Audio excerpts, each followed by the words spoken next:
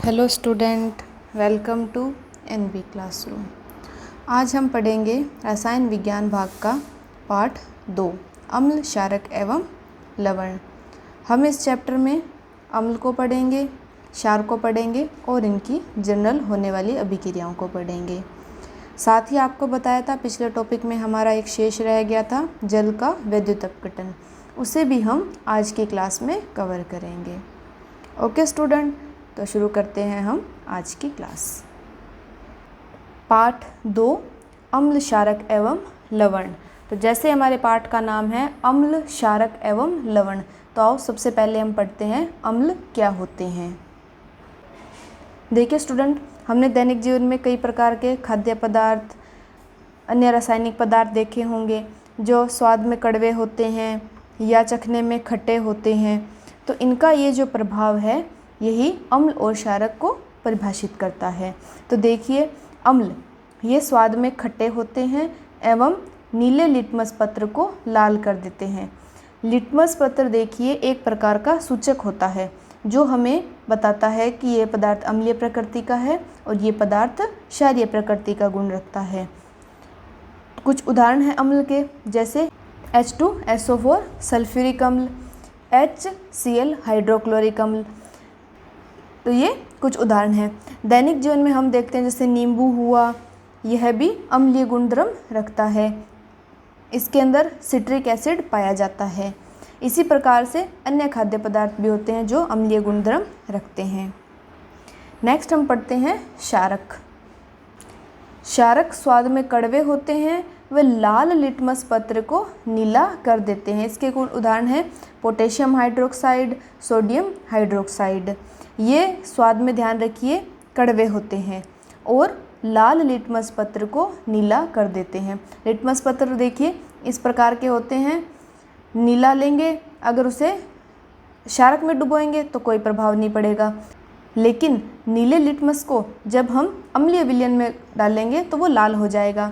ऐसे ही हम लाल लिटमस पत्र लेंगे, उसे क्षारक में डालेंगे तो वो नीला हो जाएगा और अम्ल में डालेंगे तो कोई प्रभाव नहीं होगा। तो ये सामान्य परिभाषा होती है अम्ल और क्षारक की। अब जैसे लिटमस पत्र यहाँ पर एक सूचक का कार्य करता है, जिसने हमें क्या बताया कि ये पदार्थ अम्लीय प्रकृति का है, ये पदार्थ क्षारीय प्रकृति का है। ऐसे ही आपने कई बार देखा होगा कपड़ों पर हल्दी लग जाती है, उस हल्दी को हम साबुन वाले पानी से धोते हैं, हम सोचते हैं धो लें उसको तो हल्दी का दाग उतर जाए, तो हम देखते हैं कि वो धब्बा अलग कलर का हो जाता है। तो हल्दी भी क्या है, एक सूचक है जिसने साबुन की प्रकृति को वहाँ पर निर्धारित कर दिया कि साबुन किस प्रकृति की होती है, क्षारीय प्रकृति की रहती है। तो कुछ सूचक हैं हमारे पास में, जैसे लिटमस पत्र, हल्दी, मेथिल ऑरेंज, फिनोफ्थलीन। ये कुछ सूचक हैं जो हमें बताते हैं कि विलयन अम्लीय रहेगा या क्षारीय रहेगा। इन्हें हम अम्ल क्षार सूचक या सामान्य सूचक भी कहते हैं। ओके, अब आपको अम्ल और क्षार के गुणधर्म पता लग गए। नेक्स्ट अब हम पढ़ते हैं अम्ल और क्षारक के रासायनिक गुणधर्म। आप इन्हें नोट करें। ओके स्टूडेंट, नेक्स्ट टॉपिक हम देखते हैं अम्ल व क्षारक के रासायनिक गुणधर्म। यानी हम अम्ल लेंगे, क्षारक लेंगे, वो किन किन पदार्थों के साथ किस प्रकार के गुणधर्म दर्शाएगा।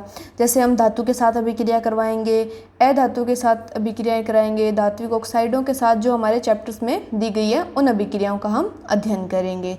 तो फर्स्ट हम देखते हैं अम्ल व क्षारक की धातु के साथ अभिक्रिया। हमने धातु ली है, कोई भी जिंक लें, कॉपर लें, लोहा लें, कोई भी हम धातु लें, उसकी हम अम्ल के साथ अभिक्रिया करवाएं या क्षारक के साथ अभिक्रिया करवाएं तो ध्यान रखिए हाइड्रोजन गैस का निष्कासन होगा। अम्ल की धातु के साथ अभिक्रिया करवाएंगे तो भी हाइड्रोजन गैस निकलेगी, क्षारक की धातु के साथ अभिक्रिया करवाएंगे तो भी हाइड्रोजन गैस निष्कासित होगी, और साथ में हमें प्राप्त होगा उस पर्टिकुलर धातु का लवण। यानी जो भी अपशिष्ट उसमें बच जाएगा वो सारा एक यौगिक के रूप में इकट्ठा हो जाएगा, वही उस धातु का लवण कहलाएगा। जैसे हमने फर्स्ट में देखिए सल्फ्यूरिक अम्ल की क्रिया करवाई जिंक धातु के साथ में, तो देखिए यहाँ से H2 गैस निष्कासित हो गई।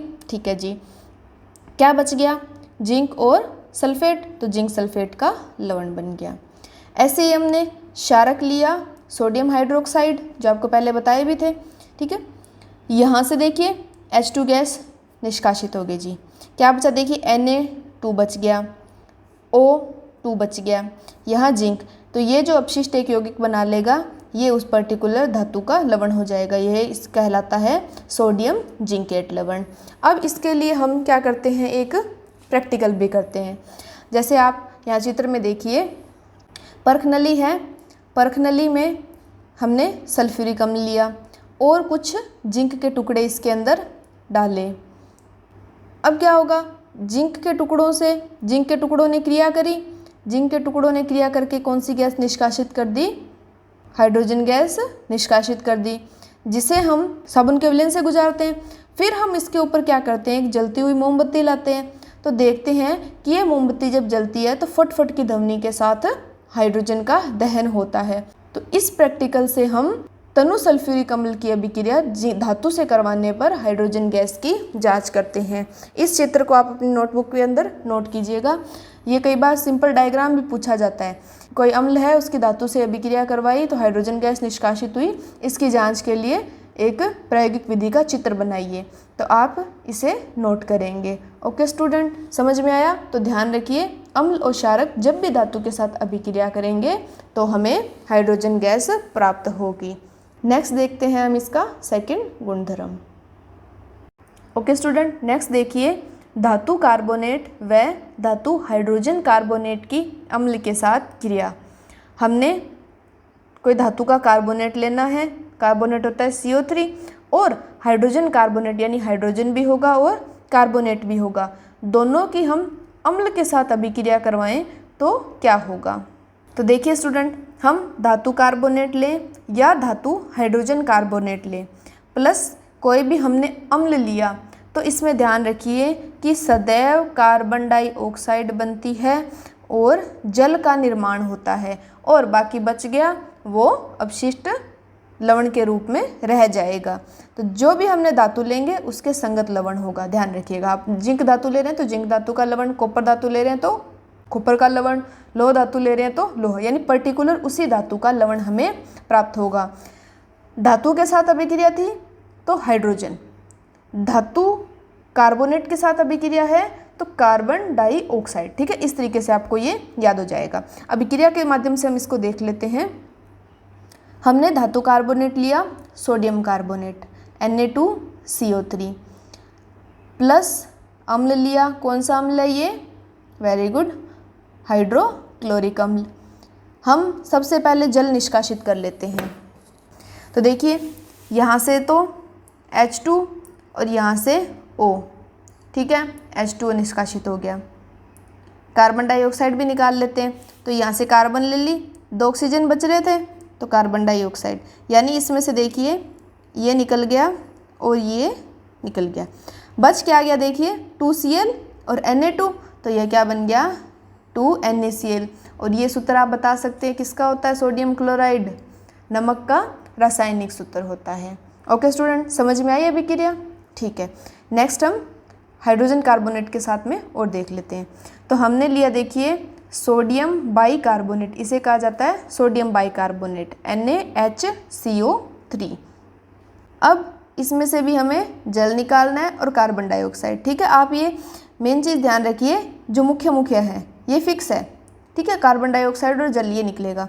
तो देखिए कैसे, यहाँ से वही सिंपल H2H हो गए, इसमें से 1 ऑक्सीजन ले लिया, यहाँ से कार्बन और 2 ऑक्सीजन ले ली, तो हमने जल और CO2 निष्कासित कर ली। क्या बच गया देखिए, Na यहाँ से बच गया, Cl यहाँ से बच गया, तो सोडियम क्लोराइड लवण हमें प्राप्त हो गया। ठीक है स्टूडेंट, इस प्रकार से ध्यान रखिए इनके माध्यम से कि CO2 और जल निष्कासित कर दो, बाकी बच गया उन सबको संगठित कर दो। अब इसे भी हम एक प्रैक्टिकल के माध्यम से देख लेते हैं। तो देखिए, हमने एक परखनली ली, यहाँ पर परखनली के अंदर हमने हाइड्रोक्लोरिक एसिड डाला और प्लस इसके अंदर जब हमने सोडियम कार्बोनेट डाला, सोडियम कार्बोनेट डाला तो हमें CO2 गैस निष्कासित हुई। ठीक है, जल तो इसके अंदर ही रह जाएगा, बाकी तो नीचे लवण तो एक शेप के रूप में बैठ जाएगा, जल विलयन में बच जाएगा। कार्बन डाइऑक्साइड गैस निकलेगी, उस गैस को हमने एक निकास नली के द्वारा परखनली में ले लिया और इसे हमने कैल्शियम हाइड्रोक्साइड के विलयन में डाला तो क्या होता है कि जो कार्बन डाइऑक्साइड है, चूने का पानी जिसे बोला जाता है, उसमें डालते हैं तो वो चूने के पानी के रंग को दूधिया कर देती है। ठीक है, वाइट वाइट सा एकदम दूध कैसा कलर होता है वैसा कलर हमें प्रदान करते हैं। तो उससे पुष्टि हो जाती है कि हाँ, कार्बन डाइऑक्साइड गैस यहाँ से निष्कासित हुई थी। और एक श्वेत अवक्षेप हमें प्राप्त होता है, वह अवक्षेप होता है कैल्शियम कार्बोनेट का CaCO3। ठीक है, जिसकी अभिक्रिया आप यहाँ देख सकते हैं कि हमने कैल्शियम हाइड्रोक्साइड लिया, इसमें हमने CO2 गैस प्रवाहित की तो हमें प्राप्त हुआ CaCO3 का श्वेत अवक्षेप और प्लस में जल। तो इस चीज़ की पुष्टि कहाँ से हुई? इस चीज़ की पुष्टि हुई प्रैक्टिकल से। आगे इसका भी प्रैक्टिकल किया कि अच्छा कौन सी गैस निकली और ये गैस इस चीज़ के साथ ये प्रभाव दिखा रही थी, तो यहाँ ये गैस इस प्रकार का प्रभाव दिखाती है। ठीक है स्टूडेंट, तो ध्यान रखिए और ये चित्र भी आपको ध्यान में रखने, इनके चित्र भी हैं वो काफ़ी बार एग्जाम में आते रहते हैं, तो आप इन चित्र को नोट कीजिए। और ये अभिक्रिया इसकी पुष्टि अभिक्रिया है कार्बन डाइऑक्साइड की। ठीक है स्टूडेंट, रिपीट कर देते हैं। धातु कार्बोनेट, धातु हाइड्रोजन कार्बोनेट, अम्ल के साथ अभिक्रिया करी तो CO2 और जल निकला और बाकी उस धातु का लवण हमें प्राप्त हो गया। ठीक है, नेक्स्ट हम देखते हैं इसका थर्ड गुणधर्म। थर्ड अभिक्रिया है, देखिए, अम्ल व क्षारक की परस्पर अभिक्रिया, यानी हमने अम्ल लिया क्षार लिया, दोनों को आपस में क्रिया करवाएं तो क्या होगा? तो इस अभिक्रिया का विशेष नाम है जिसे कहा जाता है उदासीनीकरण अभिक्रिया। हमने क्षारक लिया, अम्ल लिया, दोनों की क्रिया करवाई तो लवण और जल प्राप्त होता है। देखिए, NaOH सोडियम हाइड्रोक्साइड क्षारक, HCl हाइड्रोक्लोरिक अम्ल। यहाँ से देखिए इसमें क्या होता है, ये H और ये H ये मिलकर के जल निष्कासित कर देते हैं और Na और Cl हमें लवण प्राप्त हो जाता है। इसका एक बहुत ही अच्छा एग्जाम्पल है, हम खाना खाते हैं तो कई बार हमें एसिडिटी हो जाती है, अम्ल को कहा जाता है इंग्लिश में एसिड, और एसिडिटी हो गई, हमारा उदर भी क्या करता है, अम्ल का स्त्रावण करता है जो हमारे भोजन को पाचन के लिए आवश्यक है। कई बार खाने में कुछ गड़बड़ हुई या हम ओवर ईटिंग कर लेते हैं, कुछ भी वजह से क्या होता है कि पेट में एसिडिटी हो जाती है, अम्ल ज़्यादा हो गया, तो हम लाते हैं इनो का पैकेट। तो हमें पेट में जो अम्ल बना उसे हमें कम करना है, अम्लता को कम करना है, उसी लेवल पर लाना है, तो हम क्या लेंगे, कोई क्षारक लेंगे ताकि वो अम्ल सेट हो जाए, उसके प्रभाव को कम कर दे। तो हम इनो का पैकेट लाते हैं, तो इनो के पैकेट में आप इंग्रेडिएंट्स देखिए, कोई भी चीज़ लाते हैं तो आप इंग्रेडिएंट्स देखिए, वहाँ पे लिखा होता है कि ये चीज़ किस तरीके से बनी हुई है, इसमें क्या क्या चीज़ हमने डाली गई है। तो हम क्या करते हैं, उसमें कोई एंट एसिड यानी जो उस एसिड के प्रभाव को कम कर दे। देखिए इनो के इंग्रेडिएंट्स आप देख सकते हैं, इसके एंटा एसिड हम इसको लेते हैं तो हमारे पेट की अम्लता शांत हो जाती है। तो यानी उसने क्या कर दिया, उदासीन कर दिया, उस अम्ल के प्रभाव को उदासीन कर दिया। तो यह अभिक्रिया कहलाती है क्षारक और अम्ल की आपस में उदासीनीकरण अभिक्रिया। सामान्यतः इसी प्रकार से पूछा जाता है कि उदासीनीकरण अभिक्रिया किसे कहते हैं, या इसका कोई एग्जाम्पल वगैरह बताइए। कि नेक्स्ट हम देखते हैं इसका फोर्थ। देखिए स्टूडेंट, फोर्थ है इसका कि धात्विक ऑक्साइडों की अम्ल के साथ अभिक्रिया। हमें लेना है कोई धातु और उसका ऑक्साइड, जैसे हमने कॉपर ले ली और कॉपर का ऑक्साइड क्या हो गया, कॉपर ऑक्साइड है ना, उसकी हमें क्रिया करवानी है अम्ल के साथ में। तो देखिए क्या होता है कि धातु ऑक्साइड जब भी अम्ल से क्रिया करता है तो जल का निष्कासन होता है और उस धातु का लवण हमें प्राप्त होता है। धातु हमने ले ली कॉपर ऑक्साइड प्लस हाइड्रोक्लोरिक अम्ल, तो यहाँ से देखिए H2O का निष्कासन हो जाएगा और CuCl2 इसका लवण प्राप्त हो जाएगा। यहाँ एक बात ध्यान रखने की है कि धात्विक ऑक्साइड को क्षारकीय ऑक्साइड भी कहा जाता है। क्यों कहा जाता है, क्योंकि हमने देखिए यहाँ पर अम्ल और क्षार की अभिक्रिया पढ़ी थी, तो क्षार भी क्या करता है, लवण प्लस जल देता है, और धातु ऑक्साइड भी क्या देता है, लवण प्लस जल देता है। तो एक तरह से धातु ऑक्साइड किसकी तरह व्यवहार कर रहे हैं, क्षारक की तरह भी तो व्यवहार कर रहे हैं, तो इसे कई बार कहा जाता है क्षारीय ऑक्साइड भी। तो ये दोनों अभिक्रियाएं एक तरह से सिमिलर ही है, दोनों में लवण और जल ही प्राप्त होंगे, लेकिन इतना ध्यान रखिए यहाँ क्षारक है और यहाँ धातु ऑक्साइड है। ठीक है स्टूडेंट। नेक्स्ट हम देखते हैं कि अम्ल के साथ तो हमने देख ली, अम्ल क्रिया करते हैं धात्विक ऑक्साइड के साथ में और क्षारक क्रिया करते हैं वो अधात्विक ऑक्साइड के साथ में करते हैं। तब आप मुझे बता सकते हैं कि देखिए धात्विक ऑक्साइड को जब क्षारीय ऑक्साइड कहा जाता है तो अधात्विक ऑक्साइड को क्या कहा जाएगा? अम्लीय ऑक्साइड। ठीक है, देखते हैं उसे। तो देखिए क्षारक के साथ अधात्विक ऑक्साइड की अभिक्रिया, सिंपल ये देखिए अधात्विक ऑक्साइड अम्लीय प्रकृति के होते हैं, तो इसमें भी हमें क्या प्राप्त होगा? लवण प्लस जल प्राप्त होगा। थोड़ा ध्यान रखिए, धातु ऑक्साइड में धातु होगी, अधात्विक ऑक्साइड में अधातु होगी। मैंने आपको आवर्त सारणी करवाई थी, अगर आपने उसे नहीं देखा है तो आप एक बार आवर्त सारणी जरूर देखिए। उसके अंदर मैंने वर्गीकरण भी बताया था कि कौन सी धातु रहेंगी, कौन सी उपधातु रहेंगी, कौन सी अधातु रहेंगी, ये सारी बताई थी उसके अंदर। नहीं देखिए तो आप उस प्लेलिस्ट में जा कर के चेक कर सकते हैं।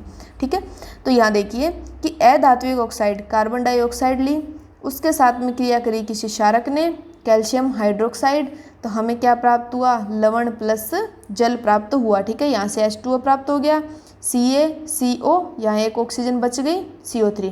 ठीक है, अभिक्रिया को बैलेंस करना मैंने पहले चैप्टर में करवाया था ये भी कि अभिक्रिया को बैलेंस करना आना चाहिए। तो आप कैसे निकालोगे, है ना, जल कैसे निकालोगे? तो आप ध्यान रखिए, देखिए H2O यहाँ से निकाल दिया, O यहाँ से एक निकलेगी, एक ऑक्सीजन बच गई, तो जो बच्चे हैं वो सारे संगठित हो जाएंगे। कैल्शियम उठा लो यहाँ से, कार्बन ले लो, ये O2 और ये O, तो O3। ठीक है, इस प्रकार से अभिक्रिया बैलेंस हो जाएगी। अब आपको ये अभिक्रिया याद आ रही होगी, अभी तो हमने पीछे पढ़ा था, इसकी पुष्टि की थी कि धातु कार्बोनेट, धातु हाइड्रोजन कार्बोनेट जब अभिक्रिया करते हैं तो CO2 बनती है, उसकी पुष्टि की अभिक्रिया, तो वही सेम यहाँ पर है। तो यहाँ एक बार देख लीजिए, अम्ल क्षार अभिक्रिया करेंगे तो लवण प्लस जल प्राप्त होगा, धात्विक ऑक्साइड क्रिया करेंगे तो भी लवण प्लस जल प्राप्त होगा, और अधात्विक ऑक्साइड क्षारक के साथ क्रिया करेंगे तो भी लवण प्लस जल प्राप्त होगा। थोड़ा सा ही डिफरेंस है जिसे आपको ध्यान में रखना है। ओके स्टूडेंट, तो इन्हें आप नोट करें। ओके स्टूडेंट, तो ये थे हमारे अम्ल और क्षार के रासायनिक गुणधर्म।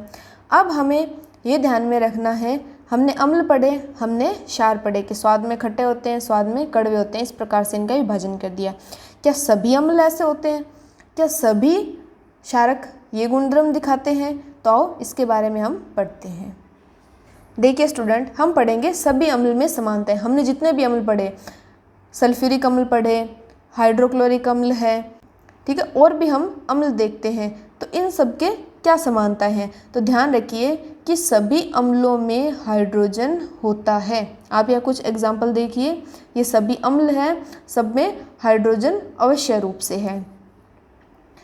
अम्ल विलयन में हाइड्रोजन आयन H+ उत्पन्न करता है, जैसे HCl है, H2O के साथ अभिक्रिया करवाई, जल का विलयन लिया तो ये H+ आयन उत्पन्न करेगा और ये नेगेटिव आयन को निष्कासित कर देगा। यहाँ इसे ये भी लिखा जा सकता था कि H2O + H+ + Cl, यानी कि HCl क्या हुआ? टूट गया। इसके लिए देखिए कि हाइड्रोजन आयन स्वतंत्र रूप में नहीं रह सकते, लेकिन ये जल के अणुओं के साथ मिलकर रह सकते हैं। इसीलिए हाइड्रोजन आयन को सदैव H+ एक्वस या हाइड्रोनियम आयन से दर्शाया जाना चाहिए। ठीक है, यहाँ हम सिंपल H+ इसको नहीं लिख सकते, हम इसको क्या लिखेंगे? या तो H+ के साथ में हमें लिखनी पड़ेगी एक्वस, ठीक है, H+ एक्वस या फिर H3O पॉजिटिव, इस प्रकार से इसे लिखा जाता है। तो अम्ल जब भी जल के अंदर हम डालेंगे तो ये इस प्रकार की अवस्था के अंदर रहेगा।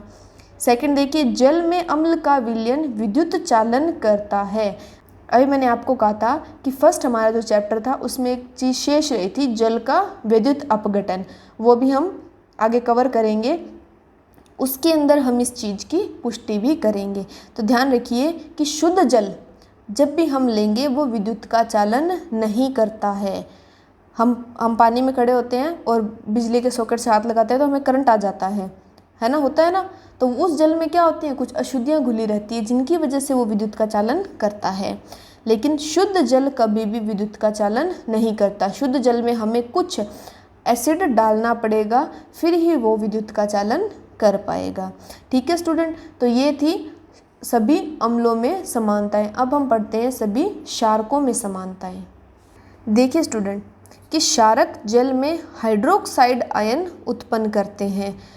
सोडियम हाइड्रोक्साइड लिया, जल में डाला तो धातु का एक्वस और हाइड्रोक्साइड आयन एक्वस विलयन में हमें प्राप्त हो जाते हैं।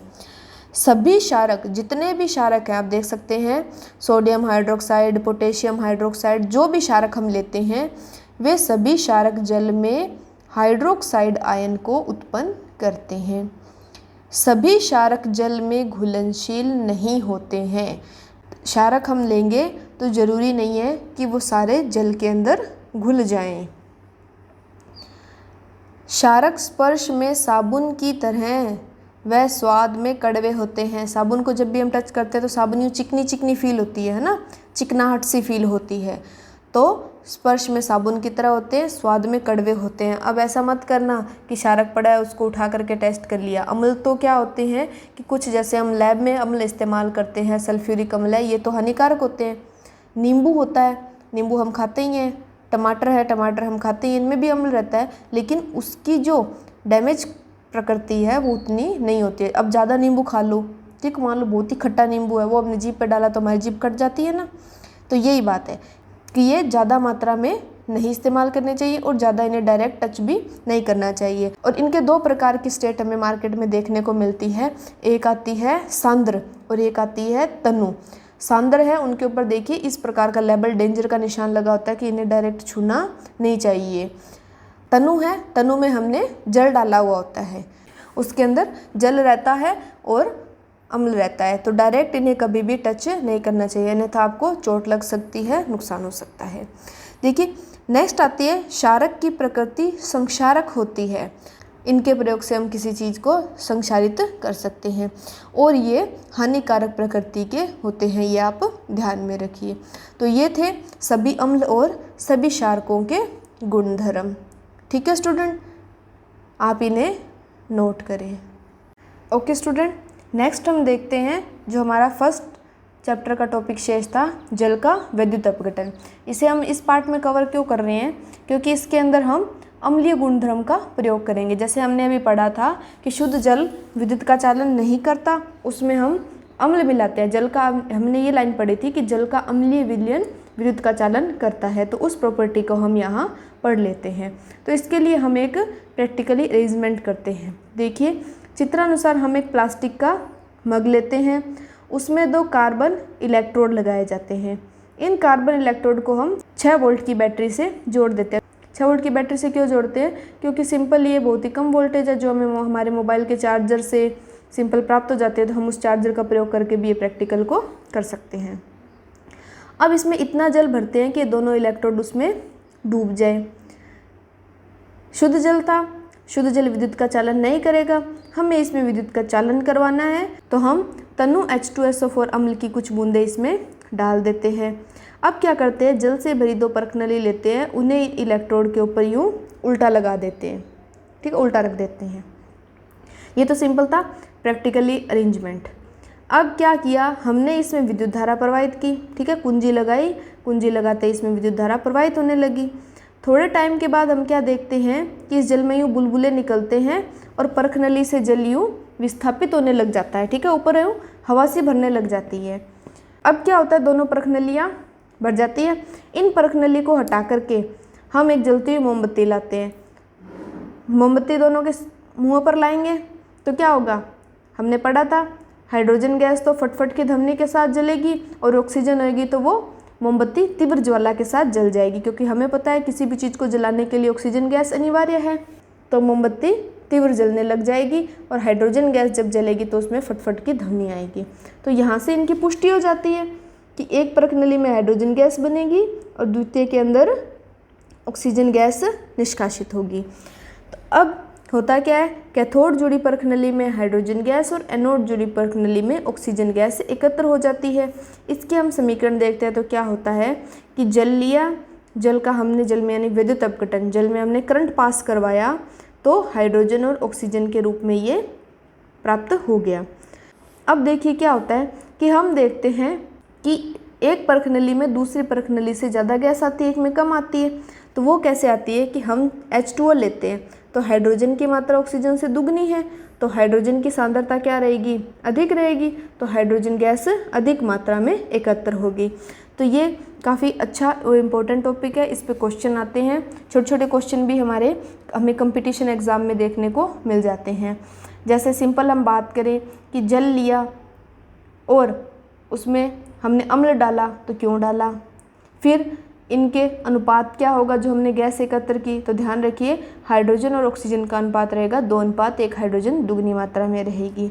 तो यहाँ से हम क्या कह सकते हैं कि विद्युत अपघटन क्या हो गया कि जल से विद्युत धारा प्रवाहित करने पर जल के अणुओं का विघटन होकर ऑक्सीजन व हाइड्रोजन प्राप्त होना जल का विद्युत अपघटन कहलाता है। और ये इसकी प्रायोगिक व्यवस्था का चित्र है जिसे आपको ध्यान में रखना है।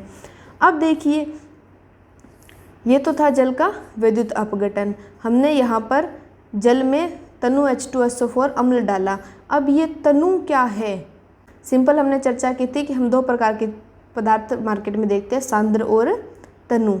तो यहाँ तनु H2SO4 को हमने जल में डाला, तो इसे कहा जाता है तनुकरण, जिसके बारे में हम अभी पढ़ेंगे। तो आप इसे नोट करें।